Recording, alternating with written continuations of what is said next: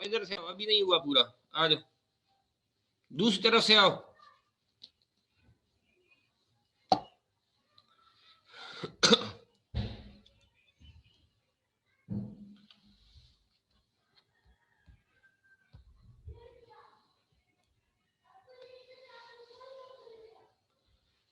और चलो इधर से रहने दो,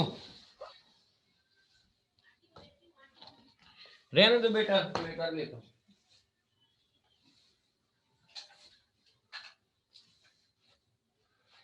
लैपटॉप का चार्जर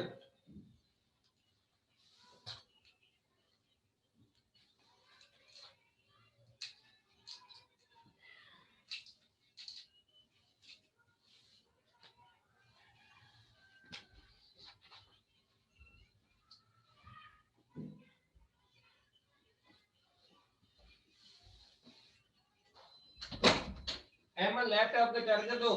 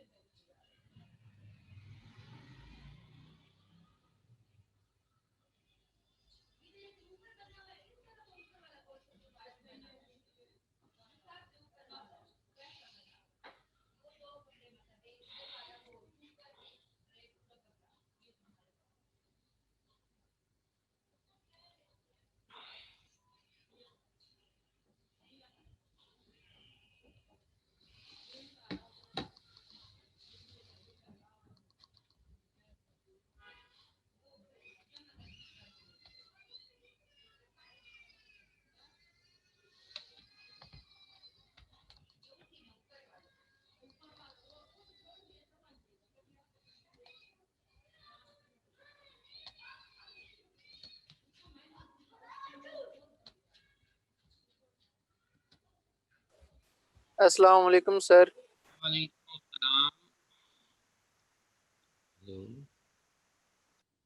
क्या हाल है, ठीक हैं सब? जी सर, अल्लाह का शुक्र है। अल्लाह पाक का बड़ा करम है सर। अल्हम्दुलिल्लाह। अच्छा, आज तो क्लीन शेव हो गई है। अस्सलाम वालेकुम सर। वालेकुम अस्सलाम। शैतानी न करो।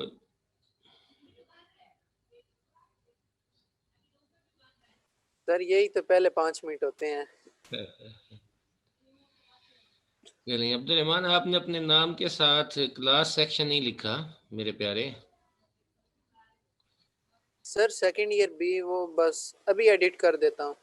चलिए, ठीक हो गया, ठीक। चलिए बिस्मिल्लाह करते हैं।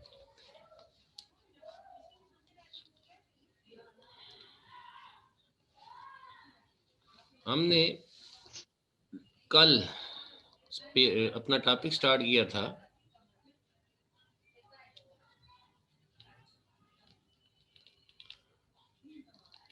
Maximum power output.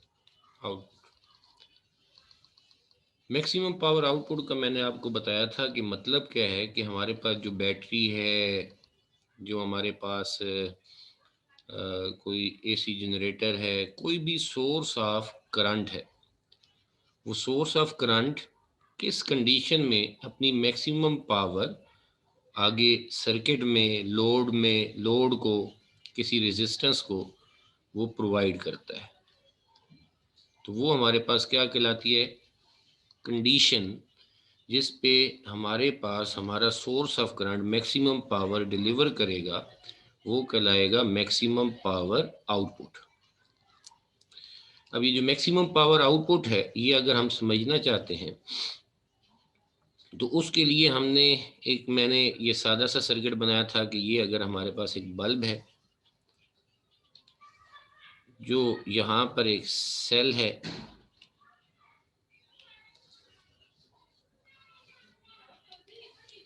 इस सेल को मैंने एक टर्मिनल इस बल्ब के साथ लगा दिया और दूसरा टर्मिनल मैंने बल्ब से वापस सेल के नेगेटिव टर्मिनल के साथ कनेक्ट कर दिया।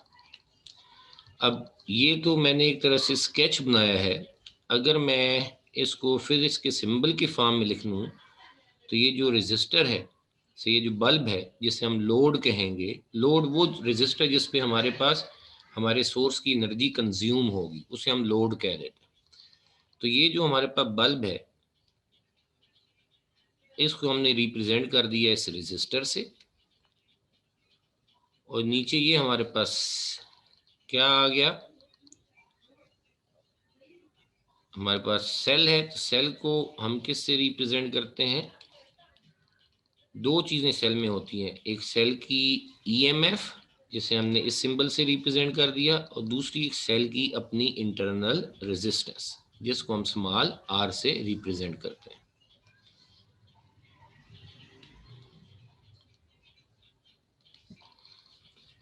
ठीक हो गया, तो ये हमारे पास सेल का सिंबल आ गया।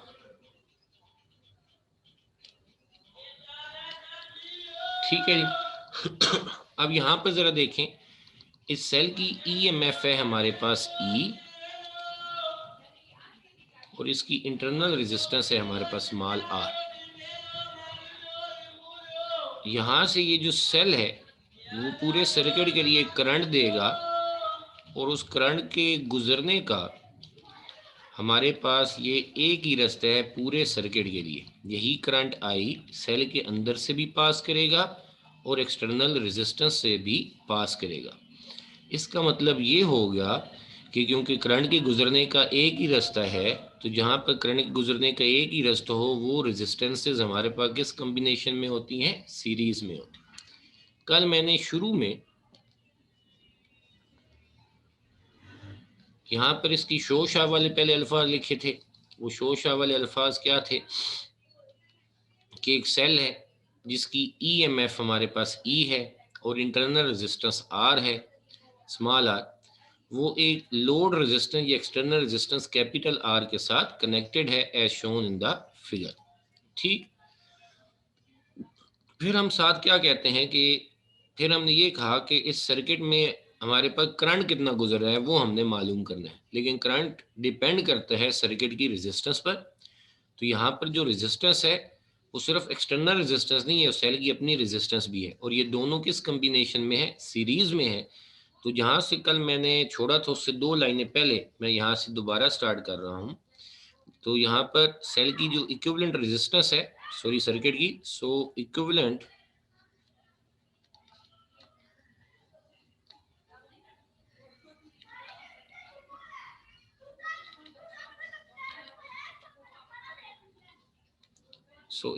resistance RE of the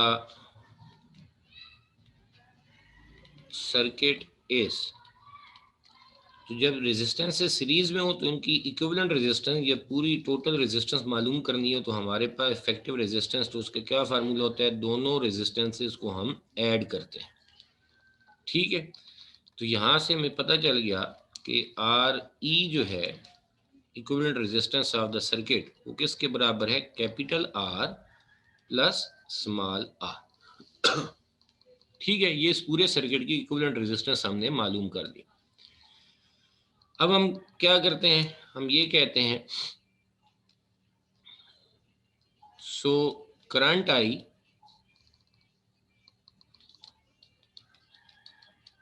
is given by या is calculated by Ohm's law. Ohm's law क्या है? I is equal to V over R. बहुत गौर से समझना है भाई ये बात।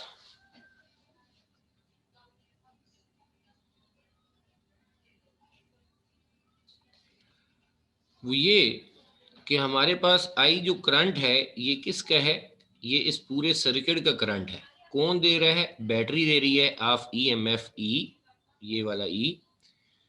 तो हमारे पास जब ये मैं ओम्स लॉ लिखता हूं तो I is equal to V over R, तो पूरे सर्किट का करंट है तो यहाँ पर पूरे सर्किट का टोटल वोल्टेज होना चाहिए और नीचे रेजिस्टेंस क्या होनी चाहिए? पूरे सर्किट की रेजिस्टेंस होनी चाहिए।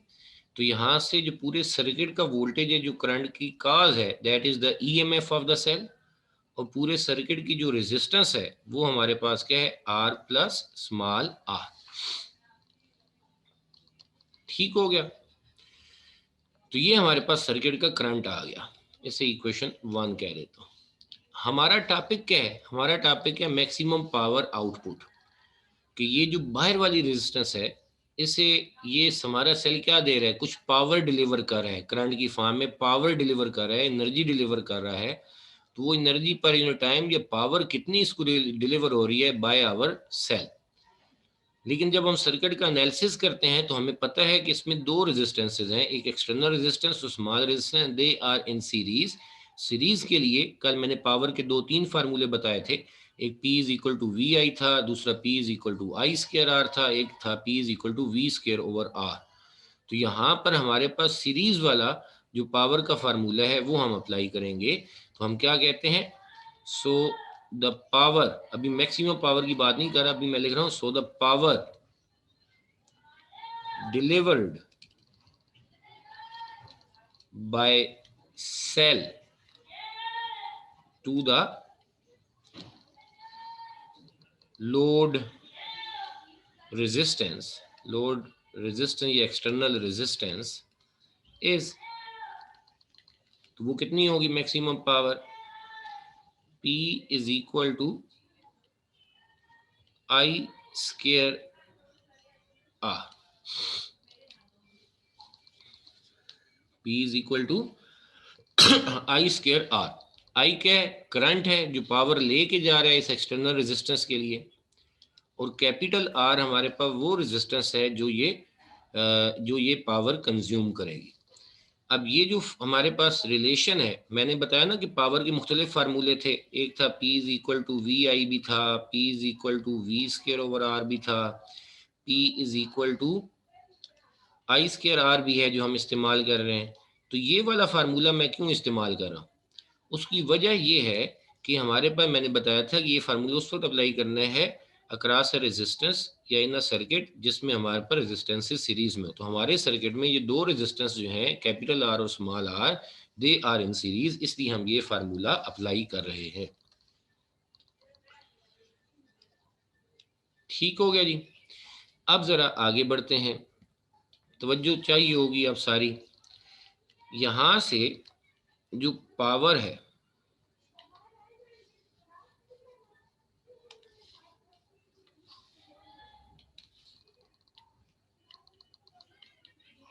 आई स्क्वायर आर, आई किसके बराबर है? E over capital R plus r into ऊपर स्क्वायर, और ये हमारे पास क्या आ जाएगा? External resistance. अगर ये बात हो गई आप लोगों के लिए, तो अब जरा इस बात पर गौर करना है। देखें, P इज इक्वल टू, ये अब मैं इसको ऐसे लिख देता हूं, ई स्क्वायर आर ओवर, ई का स्क्वायर अलहदा लिख दिया और नीचे आर प्लस आर का स्क्वायर अलहदा लिख दिया। ठीक होगा। अब यहाँ पर हम चाहते हैं कि मैक्सिमम पावर हमें डिलीवर हो और वो हमें पता चले वो किस कंडीशन में मैक्सिमम पावर डिलीवर हो रही है। तो यहाँ पर हमारे पास कोई भी ऐसा टूल नहीं नज़र आ रहा जिससे हम कुछ ये कहें कि ये चीज़ कम हो जाएगी या ये इसके बराबर हो जाएगा तो उससे हमारे पास लेफ्ट साइड पर पावर का रिजल्ट मैक्सिमम हो जाएगा। इसको कम कर दें, इसको ज़्यादा कर दें, कुछ भी हमें यहाँ पर कंक्लूजन बज़ाहिर अभी नहीं हो रहा। तो उसके लिए हम क्या करते हैं, इसे मैं इक्वेशन 2 कह देता हूँ और इस r plus R whole square को मैं थोड़ा सा एक पैटर्न में लिखने की कोशिश करता हूँ। उसके लिए हम क्या कहते हैं, सिंस आप लोग ये फार्मूला जानते हैं बचपन से, a plus B whole square minus a minus B whole square is equal to 4ab। ये आप लोगों ने 8th क्लास या 7th क्लास में पढ़ा होगा। आप वैसे भी ओपन करके चेक कर लें, ये बन जाएगा A square, A plus B whole square बन जाएगा A square plus B square plus 2ab, और ये A minus B whole square क्या बन जाएगा, A square plus B square minus 2ab। तो जब ये दरमियान वाला माइनस अंदर मल्टीप्लाई होगा, ए स्क्वायर बी स्क्वायर कैंसिल हो जाएंगे, इधर भी 2ab बचेगा और इधर भी प्लस 2ab हो जाएगा, तो वो 4ab बचेगा जो हमारे पास राइट हैंड साइड पर है। तो अब जरा देखें इसको मैं कैसे लिखता हूँ, R plus R whole square minus R minus R whole square is equal to 4r r। अब यहाँ से हम इसको ऐसे लिख देते हैं, ये माइनस आर, माइनस वाली जो टर्म है दूसरी तरफ ले जाकर पॉजिटिव कर देते हैं, तो r plus R whole square is equal to, ये माइनस की बजाय क्या हो जाएगा प्लस, इधर आकर r minus R whole square plus 4r r। यानी इसको मैं ज़रा दोबारा लिख देता हूँ ऐसे ताकि सही नज़र आए, r minus R whole square plus 4r r। ये हमारे पास रिजल्ट आ गया। ठीक है, अब यहाँ पर r plus R whole square है, इस जगह पर मैं क्या कर देता हूँ, ये वाली वैल्यू पुट कर देता हूँ, तो हमारे पास क्या रिजल्ट आएगा। सो इक्वेशन 2 बिकम्स, क्या बन जाती है, P इज इक्वल टू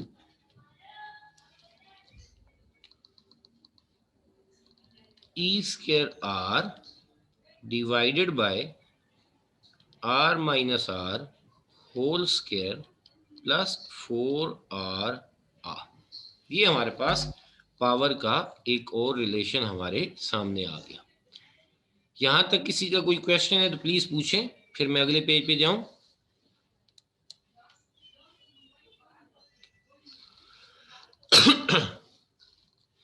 जी मेरा सोना, किसी का कोई सवाल है?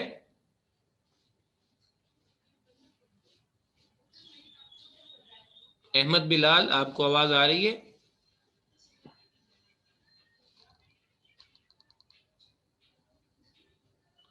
अहमद बिलाल, यस सर, आ रही है। कोई सवाल है आपका? No sir.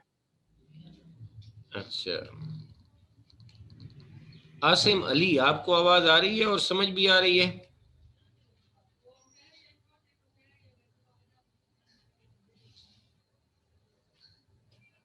आसिम अली,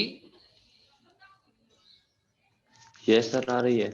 चले, अब मैं पूछ लेता हूँ मोहम्मद ताहिर।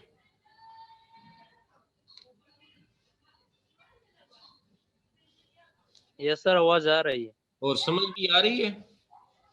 यस सर, आ रही है, समझ गया। चले, अभी हम आगे फिर बढ़ते हैं, मैं अगले पेज पे जाता हूँ। हमारे पास पिछले पेज पे जो रिजल्ट आया है मैक्सिमम पावर, सॉरी पावर का, कौन सी पावर, जो इस एक्सटर्नल रेजिस्टेंस को हमारा ये सेल दे रहा है जिसकी अपनी EMF E है और उसकी इंटरनल रेजिस्टेंस स्मॉल r है। तो ये वाला सेल जो पावर किसी भी इंस्टेंट पर दे रहा है, या ठीक है, तो उसका फार्मूला हमारे पास ये आ जाता है, P is equal to E square R over R minus R whole square plus 4r r, ये हमारे पास। अब इसको हमने एनालिसिस करना है इसका, ठीक है।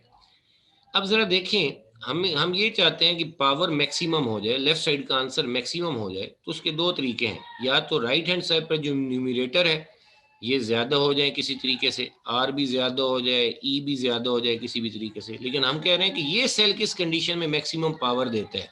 इसको मतलब सेल की ईएमएफ भी चेंज नहीं होगी, और आर जो है ये एक्सटर्नल रेजिस्टेंस है, जैसे बल्ब है तो उसकी रेजिस्टेंस भी हम यही समझ रहे हैं कि वो क्या रहनी है, कांस्टेंट ही रहनी है। लेकिन अगर अपना ये काम करने से पहले, यानी ये सेल लगाने से पहले हम एक और बात कर लें, तो फिर हमें समझ आ जाएगी कि हमारा ये जो सेल है या ये जो हमारी सप्लाई है, ये जो हमारी बैटरी है, ये मैक्सिमम पावर यहाँ पे डिलीवर कर रही होगी। और वो क्या है, यहाँ पर जरा देखें, दूसरा तरीका क्या है कि ये डिनोमिनेटर है, ये किसी तरीके से अगर मिनिमम हो जाए, अगर डिनोमिनेटर मिनिमम हो जाए, तो लेफ्ट साइड पर जो हमारे पास क्वांटिटी है वो उसका आंसर क्या हो जाएगा, मैक्सिमम हो जाएगा। तो राइट हैंड साइड पर क्वांटिटी मिनिमम हो जाए, डिवाइड करने वैल्यू कम से कम हो जाए, तो हमारे पास जो आंसर आ जाएगा लेफ्ट साइड पर क्वांटिटी का, वो हमारे पास ज्यादा से ज्यादा हो जाएगा। तो उसके लिए हम क्या करते हैं, जरा देखें, देखें हम क्या कहते हैं, मैं ऐसे कह देता हूं, आउटपुट पावर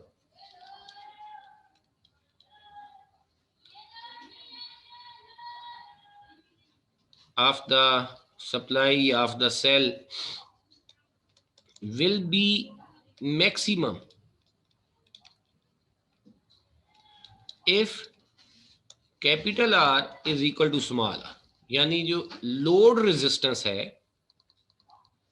लोड रेजिस्टेंस यानी एक्सटर्नल रेजिस्टेंस, सिर्फ लोड लिखूं तब भी यही मतलब है, मैं सिर्फ बात को और वाज़ेह करने के लिए साथ रेजिस्टेंस ऐड कर रहा हूं। लोड रेजिस्टेंस किसके बराबर हो जाए, सेल की इंटरनल रेजिस्टेंस के बराबर हो जाए ऑफ सेल, ठीक है। तो अब देखो, अगर ऐसा हो जाए, अगर ऐसा हो जाता है तो ये वाली टर्म क्या हो जाएगी, कैंसिल हो जाएगी। जब ये वाली टर्म कैंसिल हो गई तो बाकी हमारे पास एक टर्म रह जाएगी, ठीक है, जिसका मतलब है डिनोमिनेटर जो है वो हमारे पास कम हो गया है। डिनोमिनेटर जब इस इक्वेशन की राइट हैंड साइड पे कम हो जाएगा, डिवाइड करने वाली वैल्यू कम हो जाएगी, तो लेफ्ट साइड पे जो पावर का आंसर है वो हमारे पास ज्यादा से ज्यादा हो जाएगा। हाँ जी, तो अब हम क्या कहते हैं, अब हम ये कहते हैं कि इस कंडीशन में अंडर, मैं थोड़ा सा,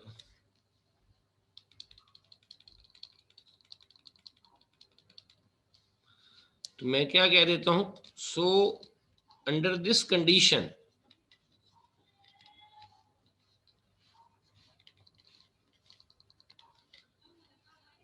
आउटपुट पावर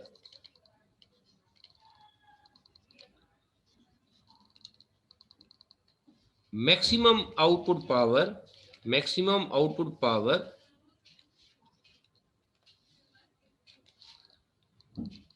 will be, वो क्या हो जाएगी, देखें लेफ्ट साइड पर आंसर अब हो गया है मैक्सिमम, आप सिर्फ पी मैक्सिमम लिखने, पी आउटपुट मैक्सिमम लिखने, एक ही बात है, is equal to E square R divided by R, और आर मैं लिख दें तो माइनस आर की जगह पर भी कैपिटल आर लिख लेता हूँ, प्लस 4r स्मॉल आर की जगह पर फिर कैपिटल आर लिख दिया, तो ये वाली टर्म होगी cancel.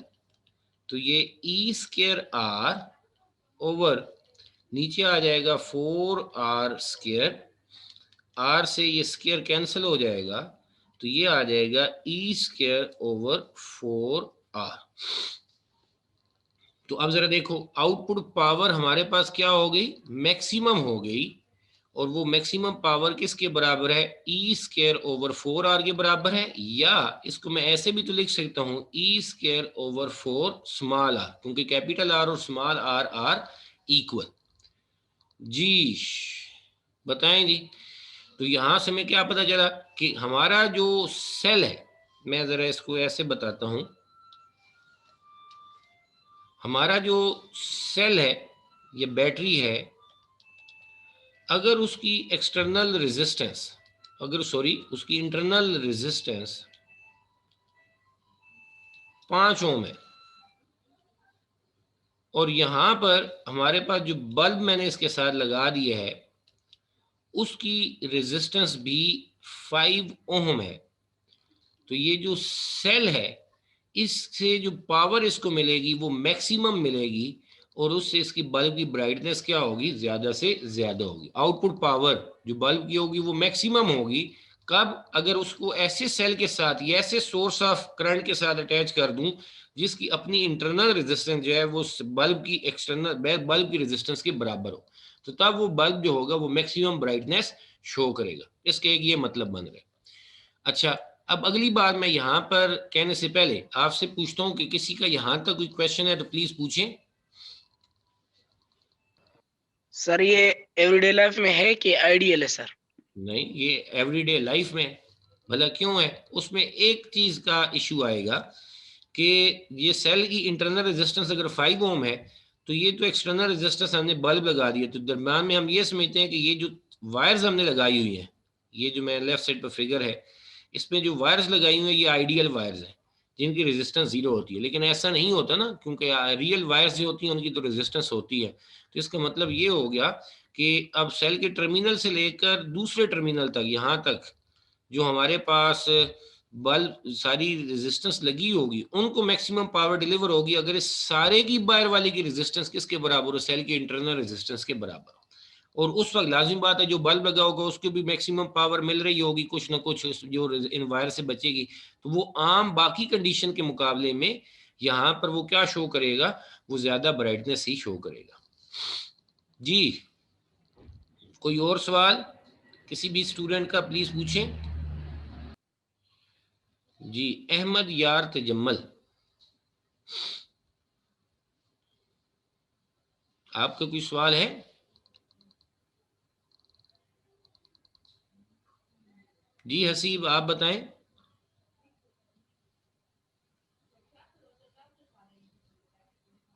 Haseeb, do you have a question?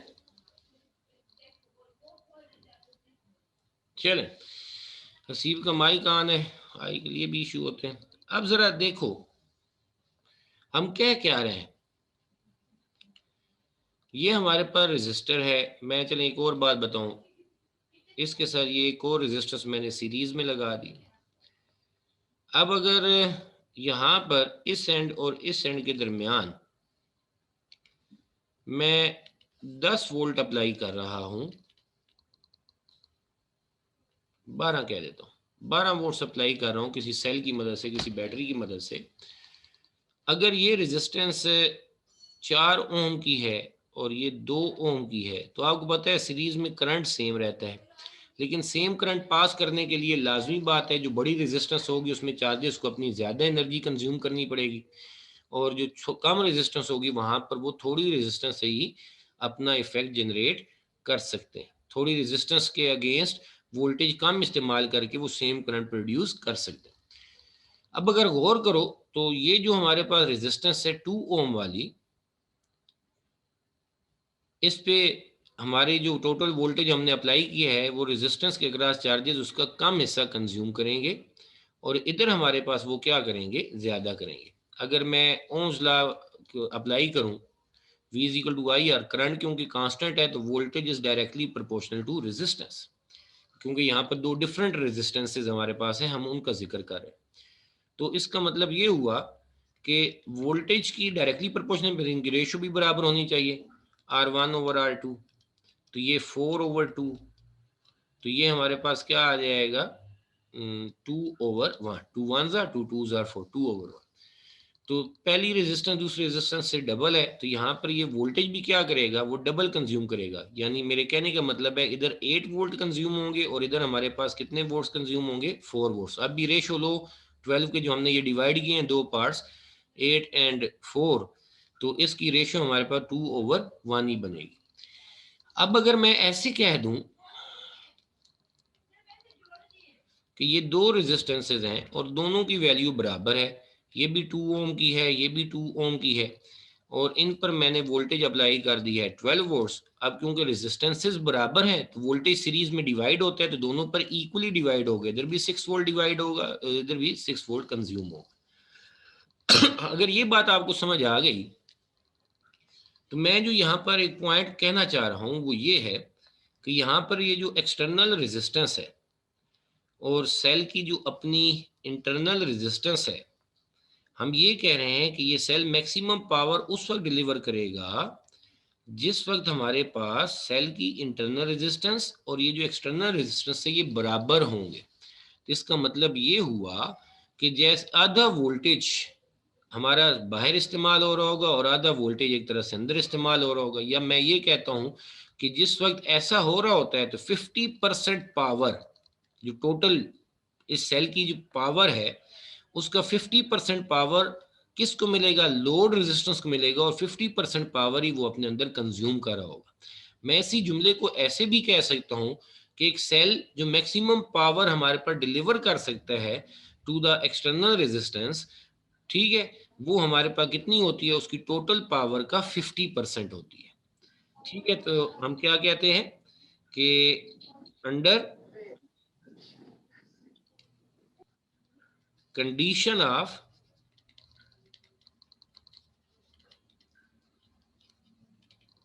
maximum power output, cell delivers 50% of its total power to load। जी, किसी का सवाल?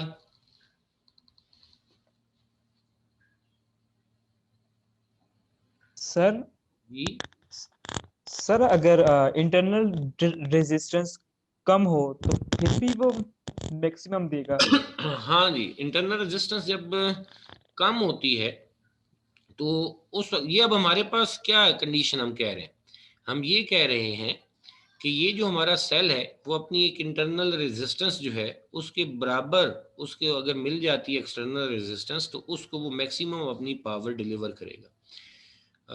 इसका दूसरा मतलब ये होता है कि इसमें वो जो चीज़ जिसके लिए बनी हुई है, मैं अब हीटर या बल्ब कहने की बजाय मैं लफ्ज़ बोल देता हूँ ये पंखा, सीलिंग फैन, तो ये सीलिंग फैन को मैक्सिमम पावर डिलीवर कर रहा होगा और वो सीलिंग फैन घूम के हमें क्या देगा, वो लाइट एनर्जी प्रोवाइड करेगा। अदरवाइज अगर हमारे पास इंटरनल रेजिस्टेंस कम हो जाए, यानी ये कंडीशन फॉलो ना हो, तो फिर dissipation of energy in the form of heat वो हमारे पास क्या हो जाती है, ज़्यादा हो जाती है। ठीक है, तो वो जो जिस लोड को हम जो पावर जो से हासिल करना चाह रहे हैं वो हमारे पास वो क्या कहते हैं कि वो हमारे पास मैक्सिमम नहीं होती, बल्कि उस केस में हमारे पास डिसिपेशन ऑफ एनर्जी, क्योंकि जो हीट पैदा होती है, हाँ हीटर यूज कर रहे हैं तो फिर और कंडीशन में हम चले जाएंगे आई स्क्वायर आर टी, तो वो स्क्वायर ऑफ करंट के लिहाज से जब इंटरनल रेजिस्टेंस कम हो जाएगी, करंट थोड़ा ज़्यादा हो जाएगा, तो उस वक्त हमारे पास क्या हो जाएगा, डिसिपेशन ऑफ एनर्जी बराबर हो जाएगी। एक और बात भी हमने समझनी है, वो ये है कि जब मैं ये कह रहा हूँ कि एक्सटर्नल रेजिस्टेंस ने सेल की इंटरनल रेजिस्टेंस के बराबर होना है, तो internal resistance of the cell तो ना होने के बराबर होती है। ठीक है, ये तो हमारे पास क्या होती है, बहुत ही कम होती है। तो हम किसको बराबर करेंगे, इस एक्सटर्नल रेजिस्टेंस को इसके बराबर लेकर आना है।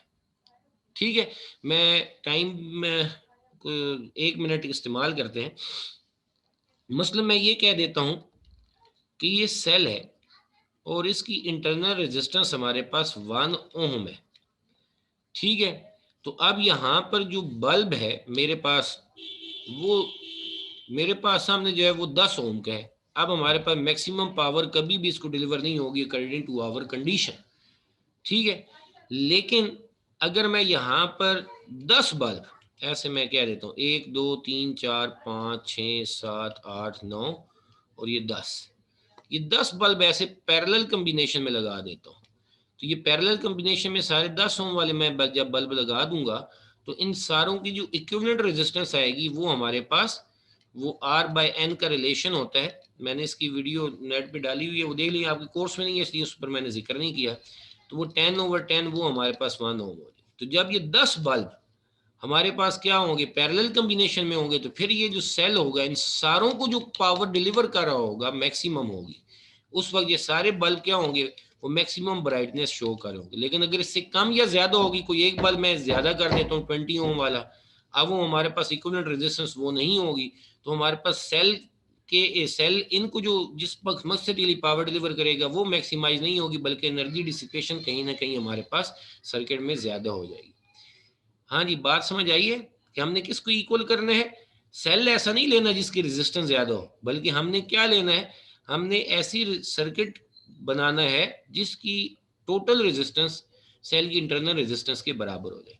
सारे प्लीज अटेंडेंस लगाएं, सिर्फ देयर आर ओनली 24 स्टूडेंट जिन्होंने अभी तक अटेंडेंस लगाई है, बाकी जल्दी से अटेंडेंस लगाएं, क्लास एंड होने वाली है, प्लीज जल्दी से। बाकी बातें we have just 10 second, please जल्दी से नाम और क्लास लिखें।